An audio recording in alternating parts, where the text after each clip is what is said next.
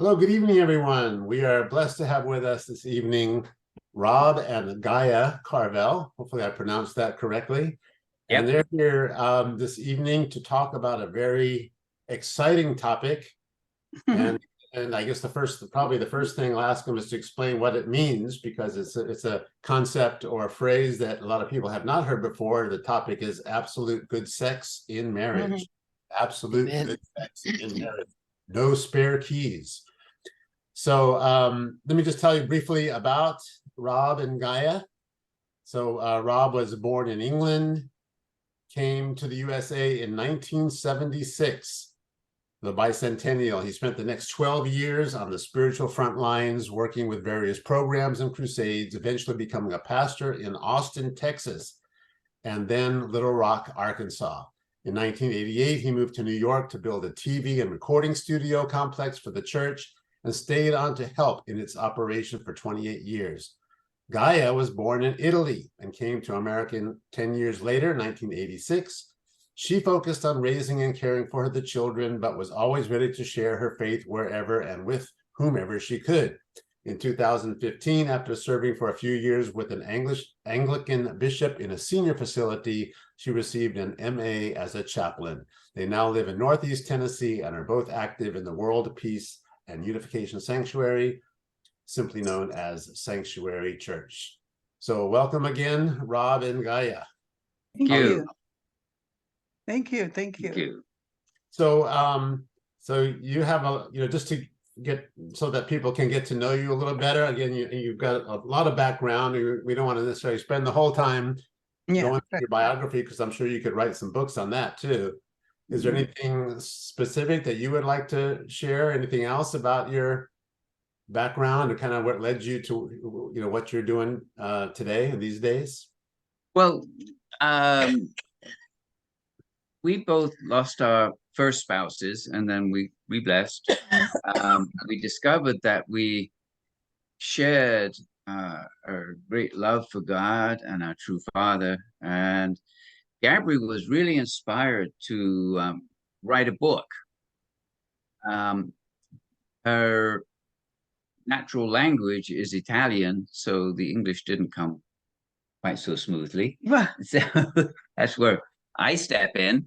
And I look upon it as kind of like the Holy Spirit and the physical body relationship. I didn't want to write the book. I started to write a book about the family, but he had actually such a wonderful idea to write our first book, centered on pledge. And the first book became number 3, and then it was just one inspiration after the other that I really felt very intensely that I have to say something about, for everybody to understand what the Bible and what heaven really want from us. So we ended up actually writing 5 books now. Absolute Good Sex is it's now this has now become book 3 of the anthology. There's From the Cross to the Crown and Beyond, which is basically a nice introduction to divine principle, and it also into why we should build the kingdom, and it also contains the constitution of the Channel book written by the second king. Number 2 is Jesus Has Come Again with a New Name, Revelation 3:12. The number 4, the first book we actually wrote became number 4, which is the Gospel Family, the actual original title. And then the 5th book is all about spirit world. It's all about living our life for spirit world.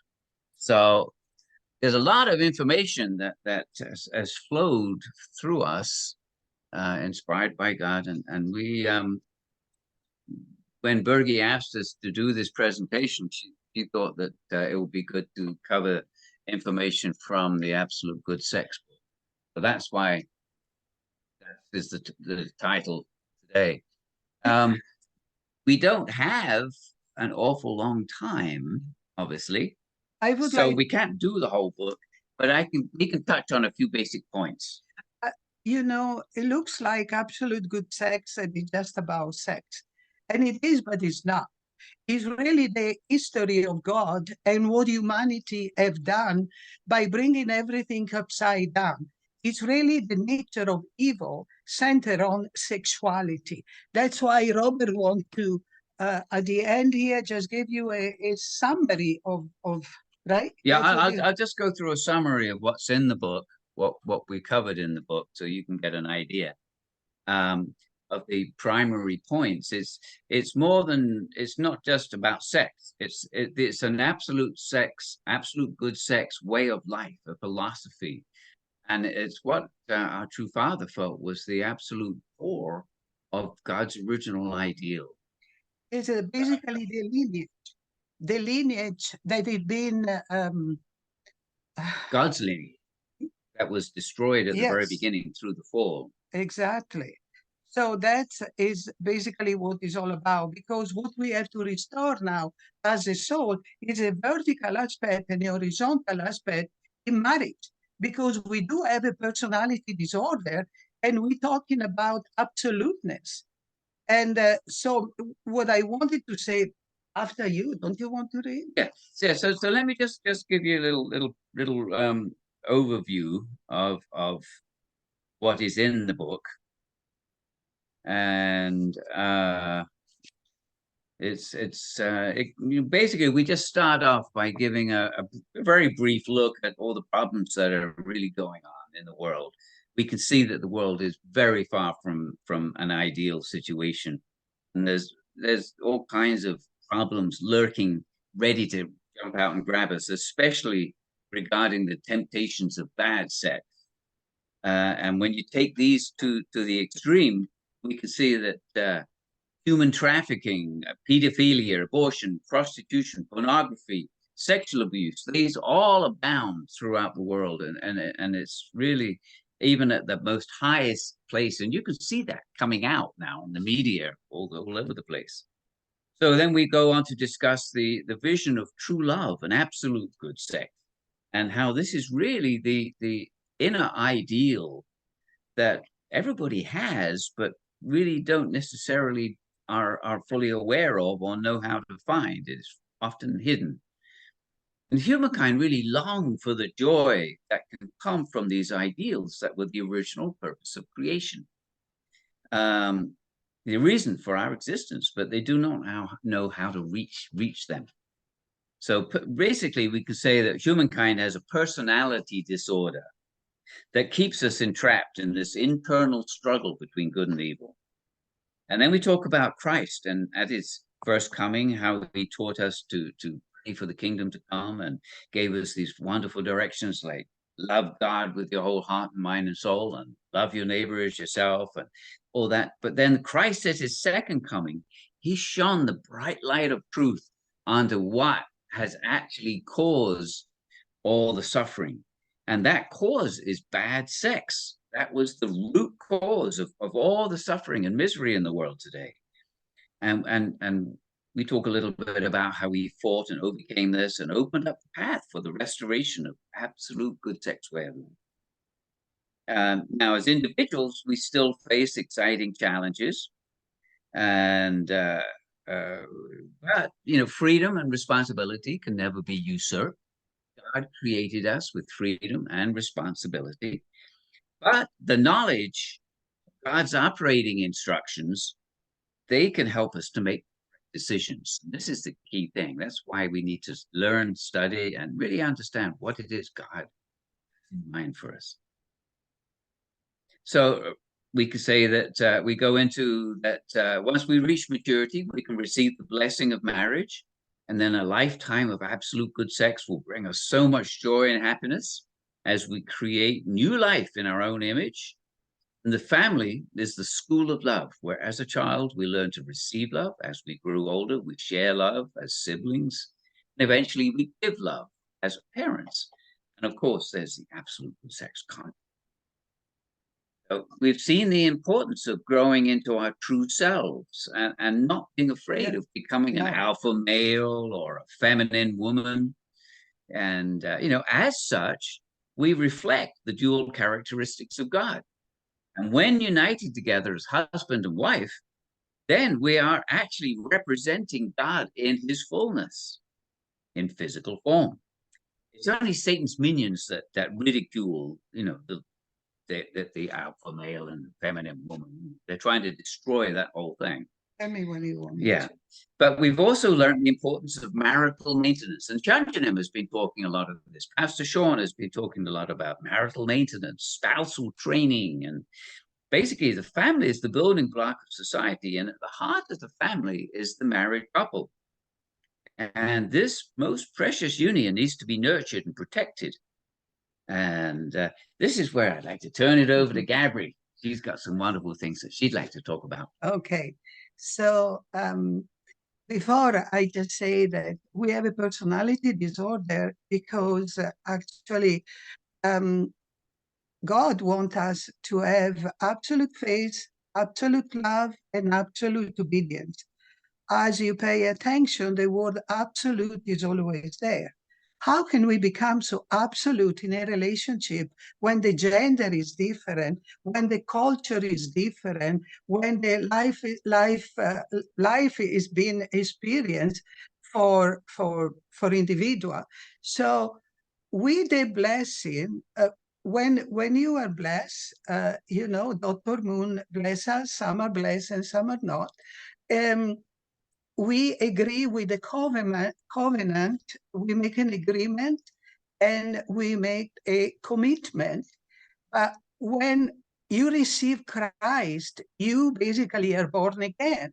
So means then all of you, the experience of you after the blessing, supposed to be redefined or reshuffled, or you have to really become somebody else. In the divine principle is teaching, be fruitful, okay, multiply, okay, but be fruitful, what does it mean? Grow up. Life is just about a learning experience, is a journey. So when you have somebody else, your partner, that is completely different, there is tool that we really need to use in order to become, to really grow. We may be 50, 60, 30-year-old is not important. Somebody's 45, somebody 39, right? Right, Burgi? Yeah, yes. But everybody has his own age. But regarding that, we really have to expand ourselves. So Robert and I, we use a specific tool because we understand and we learn a lot vertically, but we don't know enough horizontally. So the tool that I want just to explain very briefly, there are 6 of them. One is about blame eliminator. Number 2 is about conscious loving. Number 3 is let go. Number 4 is mastery, responsibility, appreciation, and your creative box. So in the blame eliminator, when we are in relationship with a partner, that there is all these difference, how many times we do, he's pointing the finger at me. He's pointing the finger at me and thinking that I am wrong. And I say, why does he put the finger on me? What do I have to learn? What do I trickle in him that is in me? How can I change that? I should also be doing the instead of the ha. And when somebody, when you go then you begin to find out what is really causing the conflict. The conflict. Or whatever it is. Also, when you point the finger at somebody else, please look at your other 3 fingers that they are toward you. This is really a way that is not about the other person, or, the point here, the number 4 is about taking responsibility, that I really like very much because it really changed my world when I really understood and when I apply. I take responsibility for my feeling, for my wording, and for my thinking. I let him take a responsibility for his wording, for his feeling, and for his thinking. And I let you, all of you, do the same, because I have to look at myself. I have to grow up. I have to see what I can do to become a better person. challenge me, but what is of me that I can learn at this time. And this mastering responsibility is really becoming accountable for any agreement that you have made, and mostly express your essence. As a person, I am a soul. I'm not a face. I am a soul. And God loves each one of us, and each one of us has a specific purpose. So I want people, anyway, I don't know where I'm going now. I just jumped few things. So connecting with your emotion is a number 2 tool. And I want just to express to my partner what I feel. I am angry right now. I'm upset. And he may be asked, why are you upset? Well, because the dog bite me, because you forgot something else. But I don't accuse him. I just express my feeling. And if he loves me, he can ask me, but why? What happened? I have a sexual feeling. Well, it's just normal. I express my feeling. That's what is really necessary for the other person to really know you, for where are you standing, because so often people understand peer for apple because we don't communicate effectively. When you want something, you have to tell what you want and why you want it, and how happy you will be if that want will be fulfilled. So this is conscious communication. And the number 3 is kind of like, oh, sometime in a relationship, there is like a struggle or a power pull here and there. And we don't want to be absolute in that time that you are in your own right and you are always right. And like this, you just want to kind of let go and somehow ask God, why do I experience that? It's always about you. How can you learn? How can you expand? How can you become more through this relationship? Because what Robert was reading before, when two, they really become one, is really 1 + 1 = 3, actually, because God is in the relationship. The other point is appreciation. So if I live in my essence, if I want to be really who I am, I love myself, like the commandment is telling you, love your God, love your neighbor as thyself. So our love needs to be balanced. Equanimity is really necessary to stay in harmony in a relationship, in your expression, in whatever it is. Appreciation is really a continuum of love by appreciate somebody else, not because she has a pretty sunglasses or external things. I want to appreciate the soul. I want to appreciate the beauty of the soul, the intelligence of the soul. So that's mean if you can appreciate your partner for whatever is doing for you, right? You know, for example, I really appreciate what you're saying right now, because it's helping me to see myself, how I can really love you. Oh, thank you. That's pretty good. Yeah. So that's why when we want to share some compliment with somebody, it's not just the pretty shirt or something like this. Appreciate the character, the personality, the gift of the person. I guarantee you that if you see your husband or your wife like this, is becoming a flow, because this is what God wants from us. Want really love one another from a very artistic perspective, from the heart, appreciate the soul. The last tool that is really unnecessarily to realize is the creative box. As you know, God created us for joy. Okay. So how can you keep yourself happy? I'm not kidding. We all have our own creativity. I like to dance and sing, even by myself. Me and the wind is fine. But it really make me happy like this.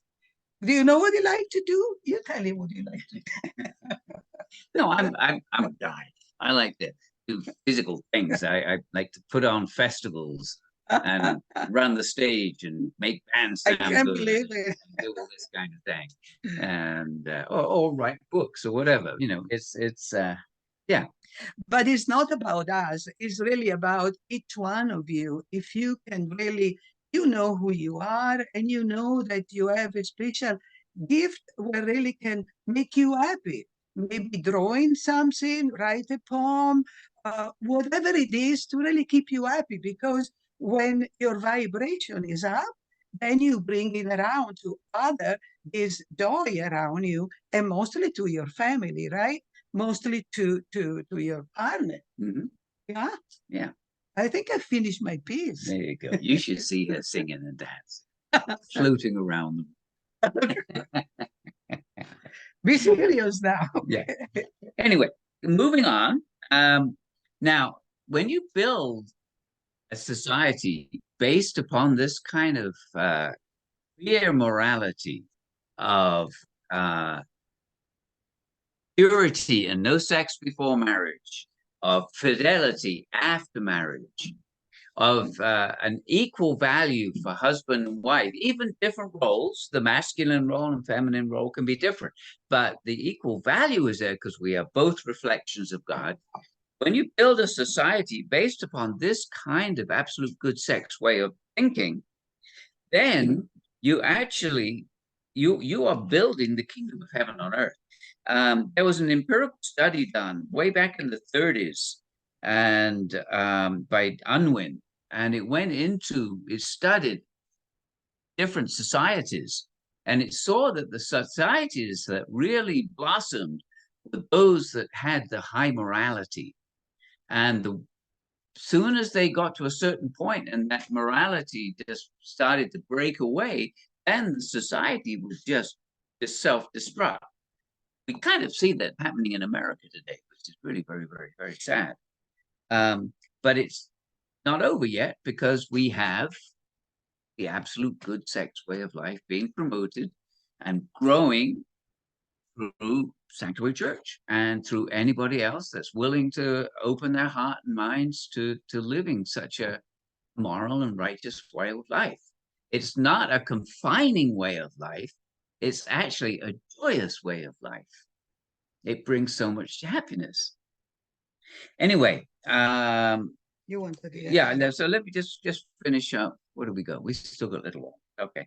So 2,000 years ago, Jesus came preaching the kingdom, gospel of the kingdom, and it was only when it became obvious that the prepared people of that time had rejected him, he prepared to go the way of the cross. He did so and only brought spiritual salvation, but he taught us to pray for God's kingdom to come on earth, and he promised us he would return. So Christians have been waiting and waiting and waiting, for Christ to return. And many expect him to float in on the clouds and usher in this spiritual welfare state. But he's sitting on little puffy clouds and little bows, and bad guys mysteriously vanished. Yeah, but no, that's not going to happen. Kingdom is going to come on the earth, and it's going to come because the Lord of the Second Advent has come, and he has taught us how to build that kingdom. He's taught us how to defeat Satan, and he's given us the blessing, gives us the wonderful absolute sex way of life within the family. So this is another thing that we covered here. At the beginning of the book, we explained that the origin of the term absolute sex, it comes from a Korean phrase, Joldae song. And that Korean term has a whole line of meanings, such as unbreakable, eternal, faithful, loyal. So these are all things that attitudes and aspects of the absolute sex way of life. It's not a sexual thing. But then we actually get to the absolute good sex, and This is where a man and a woman directly unite, making love with each other, and most importantly, with God. God at the center. God is at the center. You should think that when you make love, you do so to attend God, because the sexual organs are first the palace of love, second, the palace of life, and third, the palace of God's lineage. They are the most precious place. So you need to have this most intense respect for your own body and for the body of your spouse. And then our heavenly kingdom can come. We got a wonderful quote on the back of the book. That is a quote from True Father. Yes, it's right there. Right. So a man's sexual organ exists for the sake of a woman, and a woman's sexual organ exists for the sake of a man. Until now, we did not know that fact. Absolutely. Absolutely. A woman's sexual organ belongs to her husband, and a man's sexual organ belongs to his wife. By owning each other's sexual organ, a husband and wife can come to know true love. So in a nutshell, that's kind of the content of this book. And now we can turn it over to you guys. If you want to come to any specific points, we can look it up or talk about it, whatever you would like to do.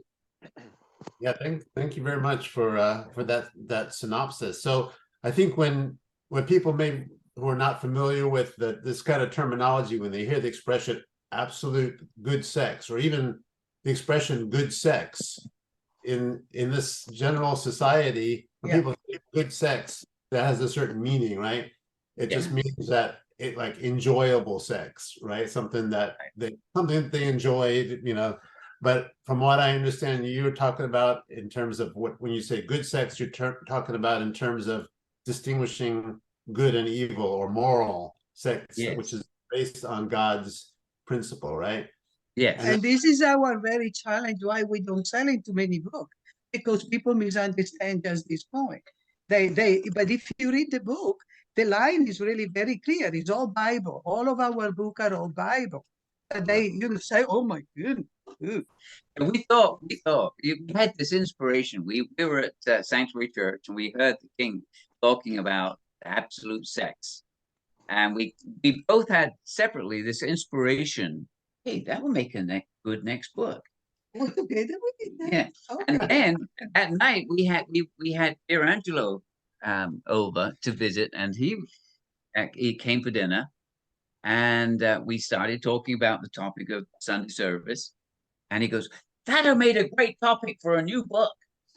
And so at that point we thought, okay, well, that's three of us that all had the same inspiration. Okay, let's do it.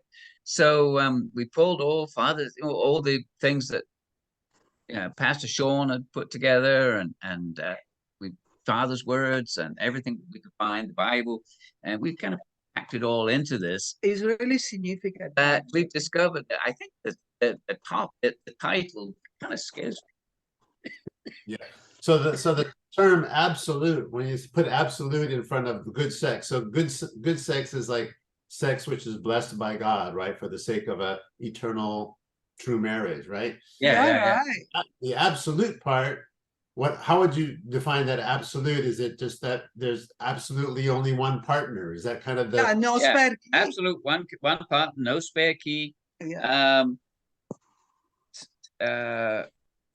So I mean, like I said, the Korean phrase was absolute sex. This is what Pastor Sean was talking about.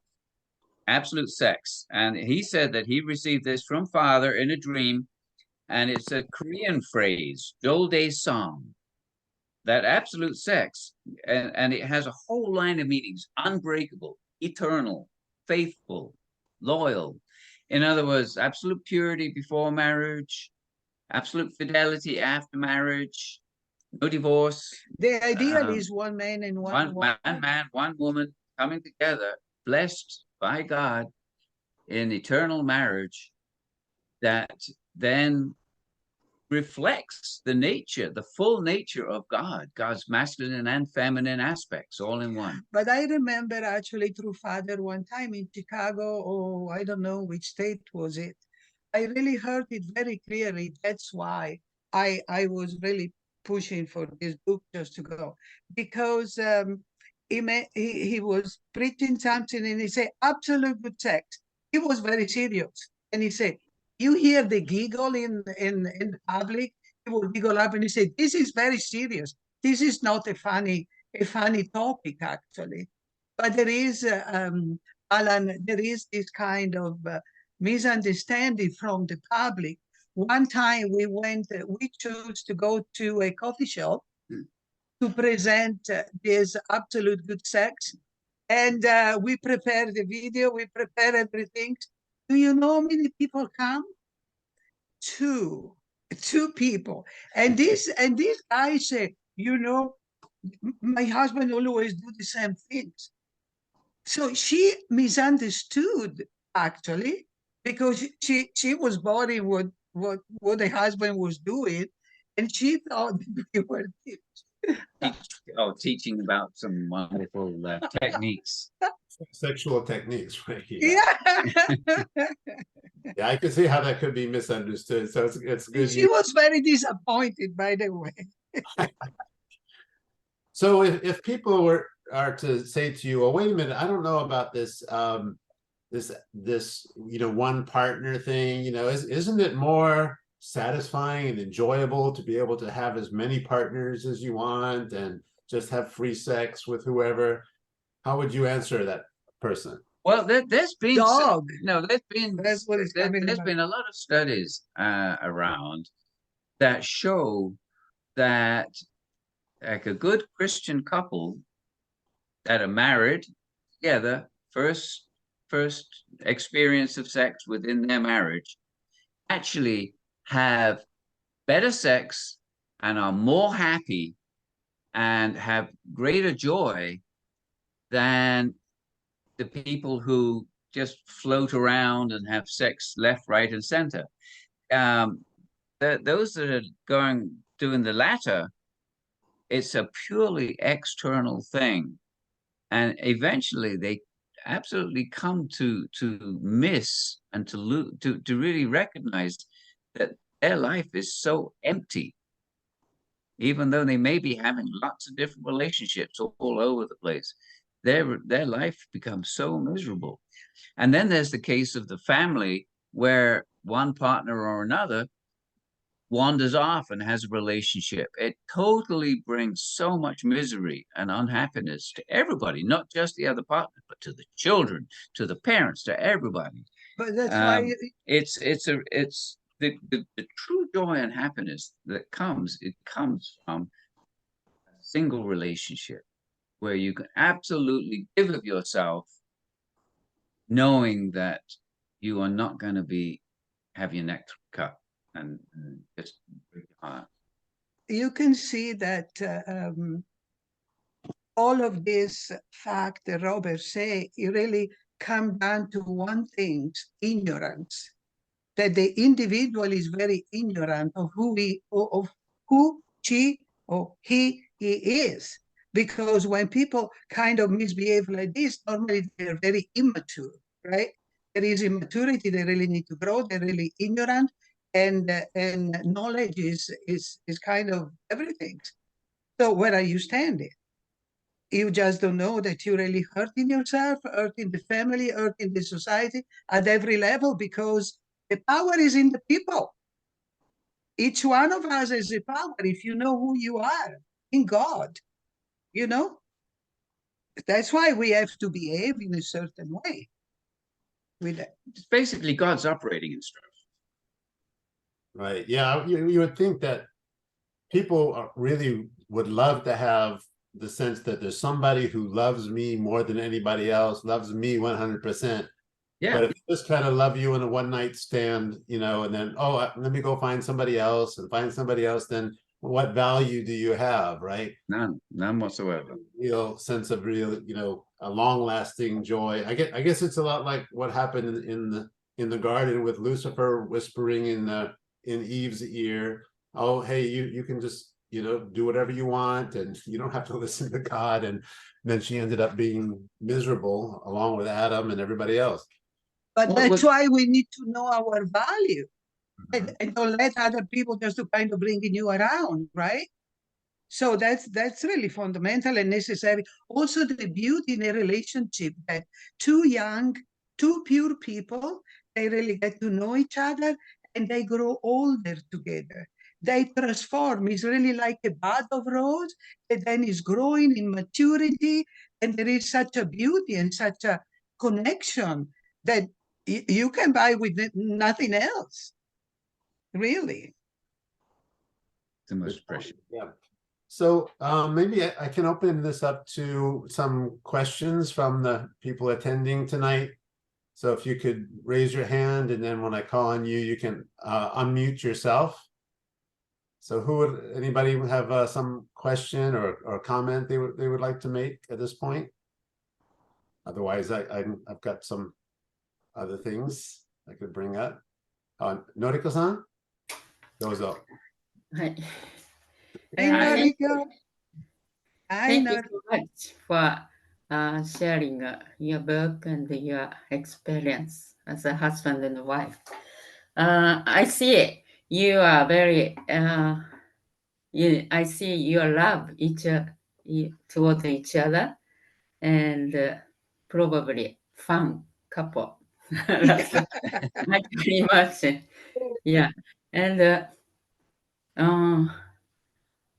my husband passed away 4 years ago, Uh-huh. and I don't think I had a good relationship with him. So do you think still I can improve our relationship, his spiritual world? I'm on this earth. So how do you should know? That's How kind of should moving in. practice or Yeah, it's kind of moving into the our fifth book. Fifth book we have is all about spirit worlds, and how the physical world is really the foundation for the spirit. But at the same time, people in spirit world can grow and change based upon your prayer, your love, especially, and doing conditions, whatever. You can change somebody in the spiritual world. You want to share a little bit about it? No, No, okay. about me, maybe something. I had a similar situation with my first wife. She very difficult and had some very major problems. She passed away. We were connected to somebody who was able to Spiritually. a spiritualist Mm. who could communicate with Hyunjinim, who's in the spiritual world. And he went to visit my first wife, and he said, oh boy, she's really a problem. She's just hanging out with this bunch of Old Testament nuns.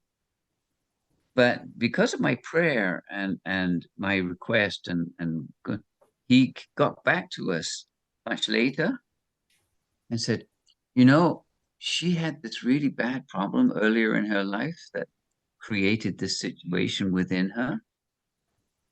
She's now managed to overcome that. She's now growing. She's learning that she can help people, and she's now helping and laughing and happy and helping Hyunjinim in the spiritual world. Yes. So it's possible to really help somebody in the spiritual world. It can be done.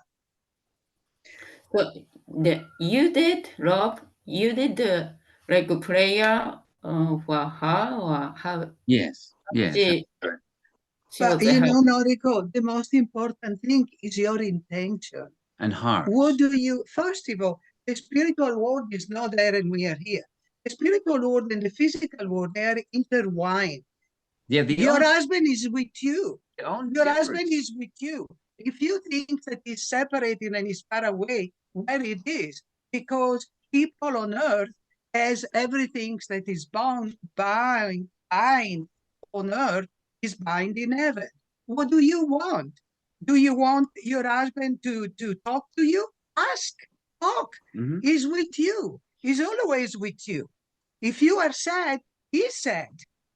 Because The only difference between physical world and spiritual world is a matter of frequency. The frequencies of Earth, of the physical world, are kind of low. Audio is only from 0 hertz to 20,000 hertz. Visible frequencies are higher than that. Spiritual world is the same. It's just much higher spirit, much higher vibration. There's not this big woo different place. It's right there, and it's your heart and your intention that can make changes. in this time that the earth is changing, actually, so many people experience kind of ascension in awareness. And so you can really channel. You don't need to go to a spiritualist. If you are sensitive like you are, you can talk to your husband. You can tell him what you want, and then be quiet and listen what he has to say. You Yes, is your faith absolute? If you really believe that he's with you, if you really believe that he's talking to you, he does. He will, and you will receive it. So what do you want is about you. And, do you want to be happy with him? You start to be happy then. Give him a good smile, right? Yeah, that's it. Thank you. Yes. Does that help? Yes. Thank Yes. you. Thank you, Noriko-san. And how about Dr. Pereira? Pereira. Thank you for the presentation. I find it very interesting. But for me to understand something, sometimes I play the game of imagine a world in which you don't have that. How would that may be different from what you have today? I think that our spirituality in the unification allows us to achieve a level that perhaps is not available to the Christians. And I'm specifically talking about marriage. If you think about how Apostle Paul talked about marriage, sometimes he would discourage people. I remember reading one of the epistles where he said, listen, it's better for you not to marry, but if it's going to be a problem, then go ahead and marry. So here's the question. Do we have a realm of freedom and spirituality that the Christians do not? Yes.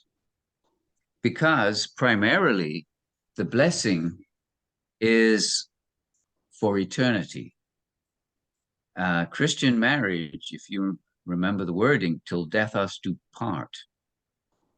And that is because the Christian spirit world, paradise, is not heaven. It's paradise. Christ went to paradise. He wasn't able to open up heaven because he could not take his eternal partner at the time. He was the people prepared to receive Jesus rejected him, and especially the religious leaders wound up all the people of the day to viciously murder Jesus. Jesus himself was the Son of God, and he absolutely was faithful to God, but he could not accomplish the completion of God's ideal, which was the blessing, because the people rejected him and they viciously murdered him.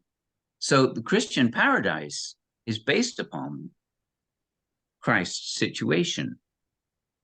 The Lord at his second coming was able to take a bride from Satan's side and restore her to the restored Eve and get blessed with her, and through that open up the realm of heaven.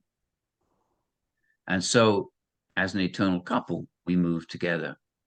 So it is, we absolutely, as unificationists, have something so much more special than Christians. I think as God's children, we have to think sometimes like God is thinking.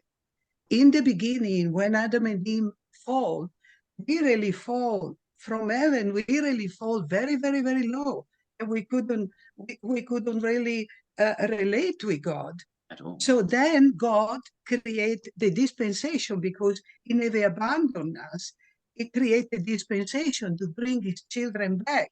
But so much blood, sweat, and tears has been bestowed for that. So that's why there is an Old Testament, New Testament, and now we're talking about the completed testament.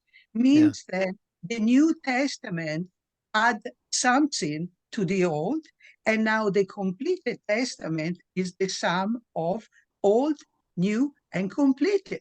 That's why when Christians are, they're still in the New Testament, but Christ come back again, and we are in the completed testament age. Beautiful. That's why we're talking about that. Yeah. Yeah. Thank you.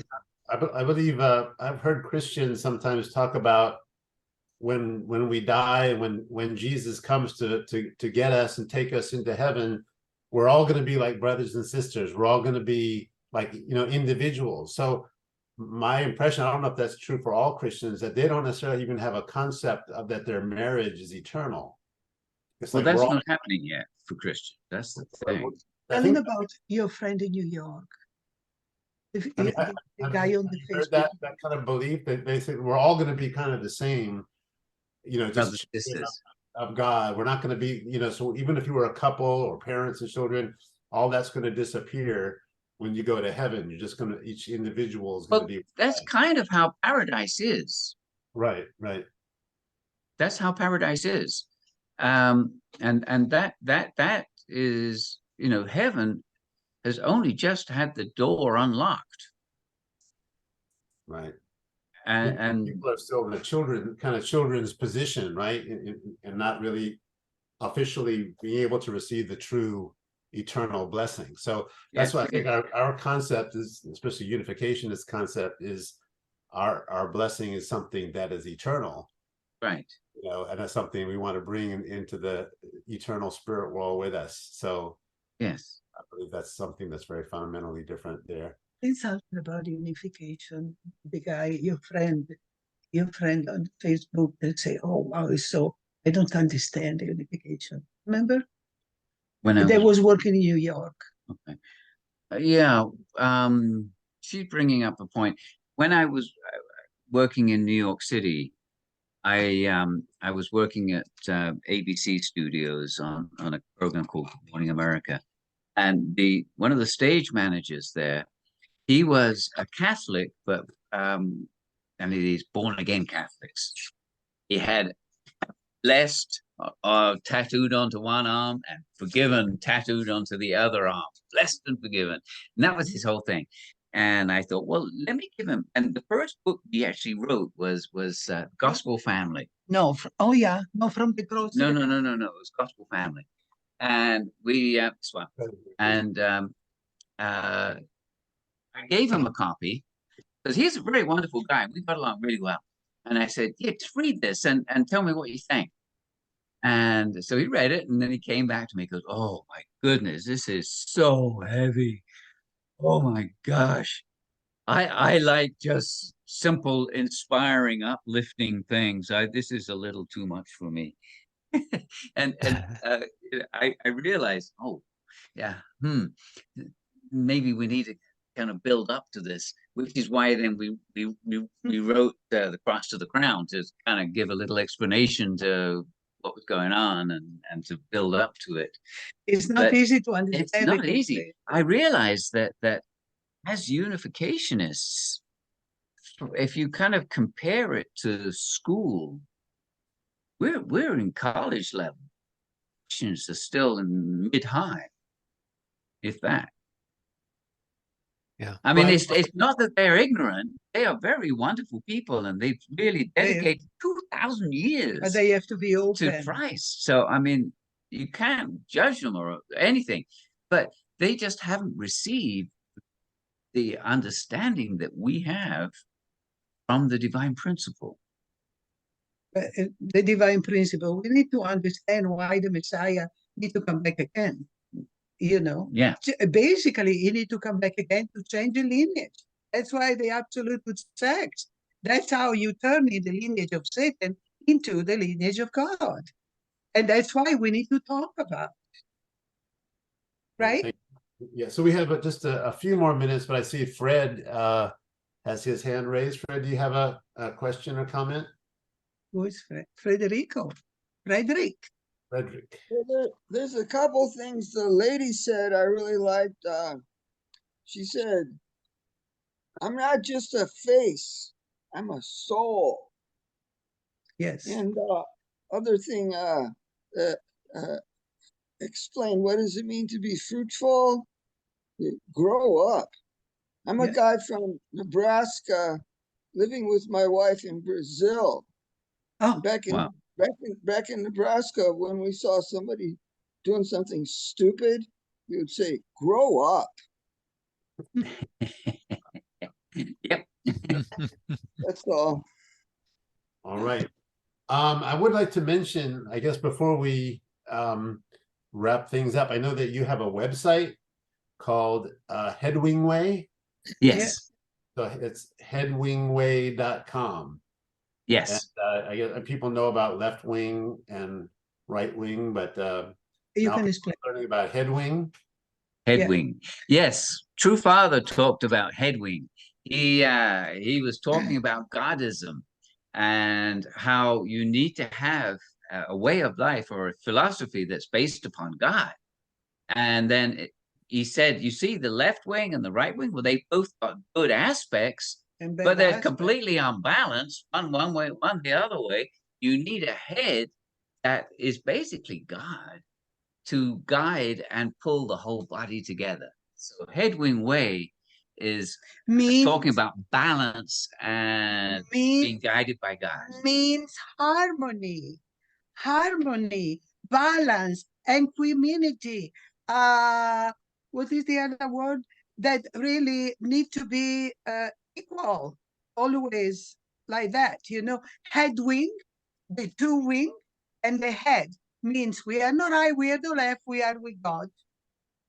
Yeah. Yeah, so that's I put the link to the website in the chat if anybody. Oh, thank you. Thank you. We really appreciate it. And also to Amazon where you could get the books. And I did go around on the headwingway.com website, and there's links to your YouTube channel, I believe, and also some podcasts and some other good information. What is the best way if anybody wants to reach out to you or contact you and ask a question or something? What's the best way to reach you guys? The website. On the website, you can actually write to us on the website. There's a contact us. There is email, there is phone. It's really very, very open. Okay. And all the information is there. Did everybody get that? Headwingway.com, and you can find out. I would like to suggest that this anthology of book, 5 books, they are incredible tool for witnessing. Yes. Or for yourself, if you want to really deepen your study, they are absolutely all Bible based and all divine principle based and the completed Testament age. So it's an incredible book. You can say something about because she's the. I had one parent read it and read a couple of books, and he goes, "I got to give these to my teenagers." Yeah. Not really. There is a lot of information. It's very well written. Please, if you would like to. Okay. Yeah, Bergie, do you have anything, or you want to wrap things up for us tonight? We really appreciate you coming. We appreciate you having us. Thank you so much. We've enjoyed ourselves immensely. Thank you so much. All right. Well, I also just want to say thank you. I enjoy your books.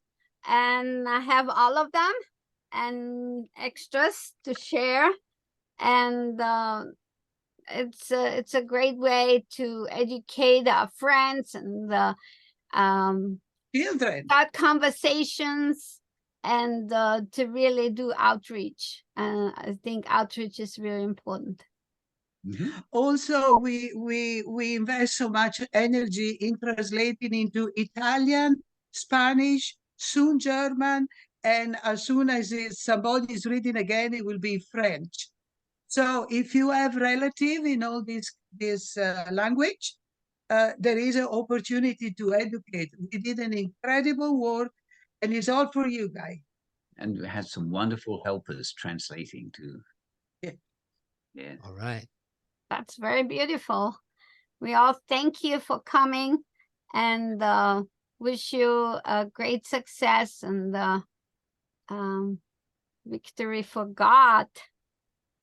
All right. Thank you. God bless you. Do you close with prayer? We can? Okay. Would you like me to say a prayer? Yeah, go ahead. All right. Dearest Heavenly Father, we are so grateful for this wonderful time now together this evening to be able to talk about God's word, about your word, about our true Father's word, and the vision that we have for the future. Absolutely, we want to build your kingdom, Heavenly Father. Jesus taught us 2,000 years ago, your kingdom come, your will be done on the earth as it is in heaven. And then our true Father taught us how to make it happen. We need to just embody that in our lives, embody that in ourselves, and share it wherever we can, whoever we can. So great, Heavenly Father, tonight, and for the wonderful. Thank you. We brought this in the name of Robert and Gabriel, Bless Central family, and all Bless Central.